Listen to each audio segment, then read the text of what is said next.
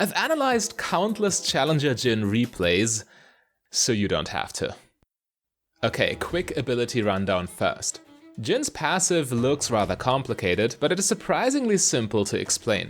You cannot increase your attack speed with runes or items, and the bonuses instead give you more attack damage. Also, you have to reload every 4 attacks, the 4th one being a guaranteed crit. Yes, you do attack slower than other champions, but each of your attacks have tremendous amounts of damage, which turns Jhin into an excellent early game fighter who's very difficult to outtrade. Enemies have to respect your strong lane presence, and they cannot afford to ignore you while attacking your support. Additionally, your crits grant you increasingly more movement speed as the game progresses. This allows you to simply go in during fights in the mid and late game, fire off your massive bullets, and then dodge all enemy skill shots with relative ease while backing off. Jhin's Q spell is this bouncing grenade here. It deals more damage the more of its targets you kill, and is therefore an excellent wave clear tool. It allows you to easily control the state of the lane minions, preventing the enemy from pushing you into tower, making it impossible for them to gain lane priority or set up any proactive plays. Jhin just pushes way faster than most other marksmen, so the enemy will constantly be under pressure while you are free to either harass them while they try to keep up, or use the time to make plays in the river with your jungler.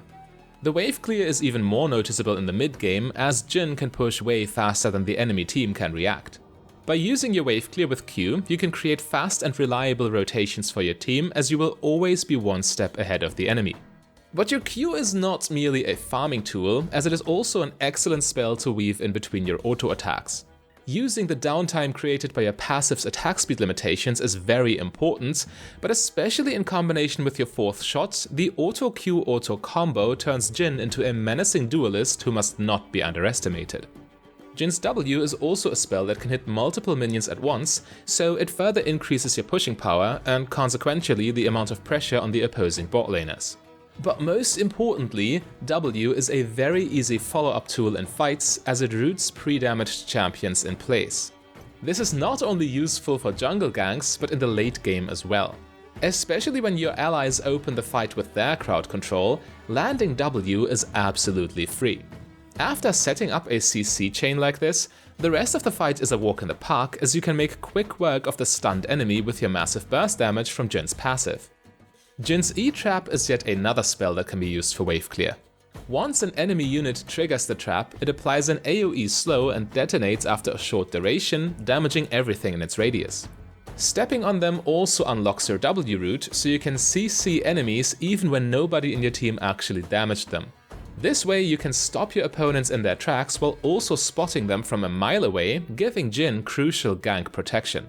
He is therefore much harder to deal with for the enemy team compared to other immobile marksman champions due to his self-sufficient CC combo. Yes, your E is your least important ability, but using it on the wave is quite reliable, and it only costs little mana, making it one of the more efficient pushing tools. Outside of lane, you should place your traps against walls, because the enemy is likely to path there and the vision can go a long way for your team as well. Jhin's ultimate is a long-ranged sniping tool, allowing you to fire 4 high-damage bullets while you are safe and protected. You can essentially participate in teamfights without actually being there, so even when the enemy has high-damage assassins, you are still useful with your own damage while sitting at a comfortable distance. Obviously, you still want to make use of Jhin's massive auto-attack damage, so a good way of sequencing this would be to ult at the start of the fight. By softening up your opponents first, you can more easily finish them off afterwards. Therefore, your early ultimate will make it a lot safer for you to eventually come out of your hiding spot and start using your right clicks to finish the kills.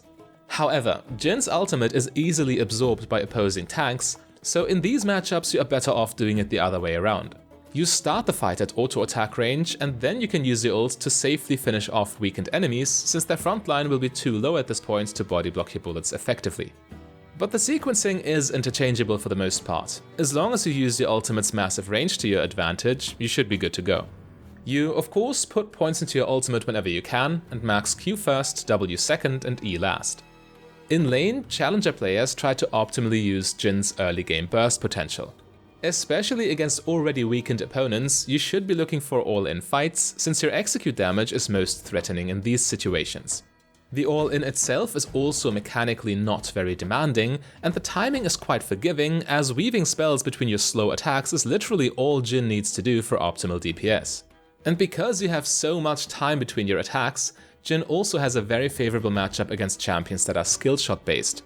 By using the downtime to reposition with your bonus movement speed, which again gets a boost after a critical strike, it is very easy for the Jhin player to juke in and out of the enemy's effective range. But movement speed is not just a strong tool during fights. It is also highly valuable in situations leading up to the fight.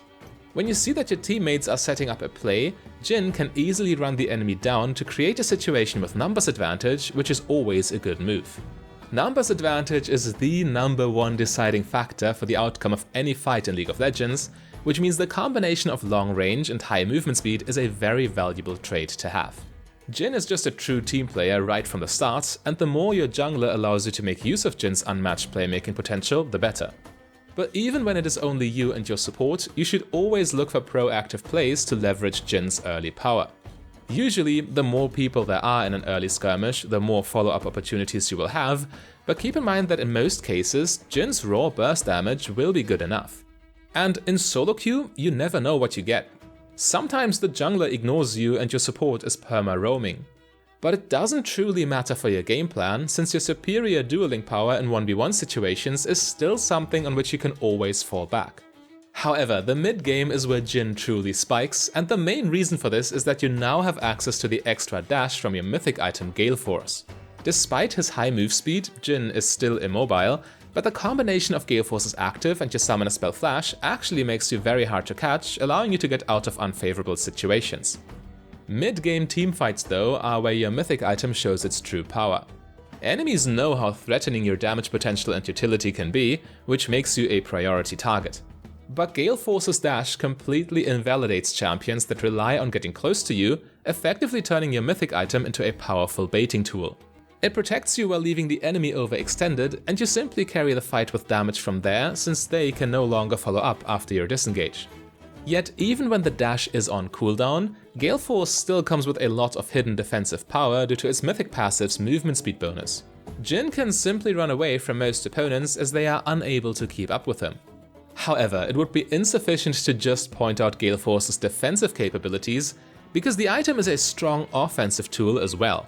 The balls deal execute damage, which further scales with all the AD coming from Jin's passive conversions.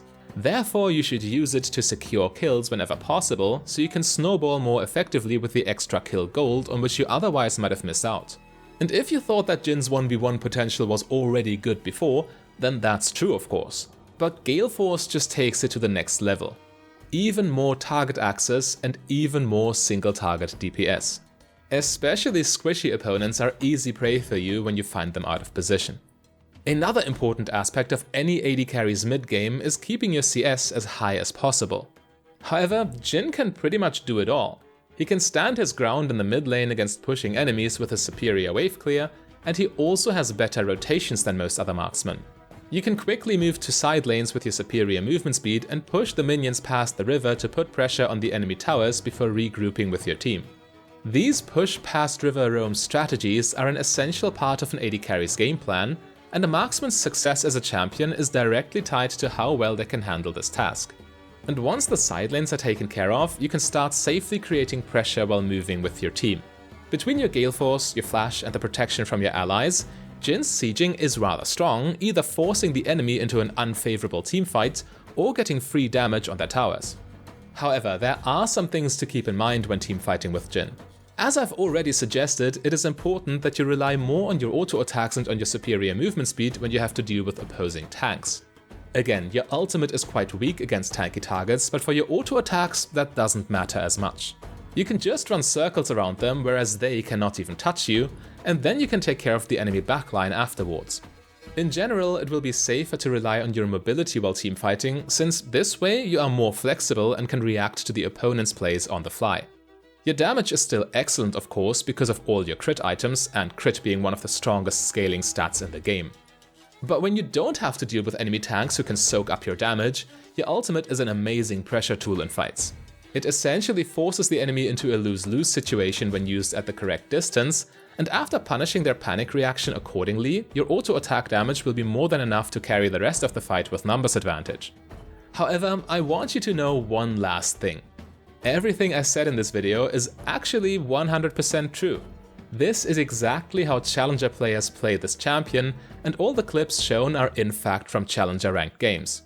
But as you can see, even the players at the very top of the ladder are far from perfect, and you don't have to play perfectly either to unlock the next rank. Things go wrong all the time, and that's okay. As long as you keep playing to improve, individual outcomes are just another drop in the bucket.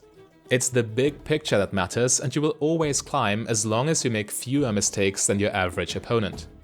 Anyway, if you enjoy playing Jhin, you can check out my less ironic guide by clicking the link on your screen right there.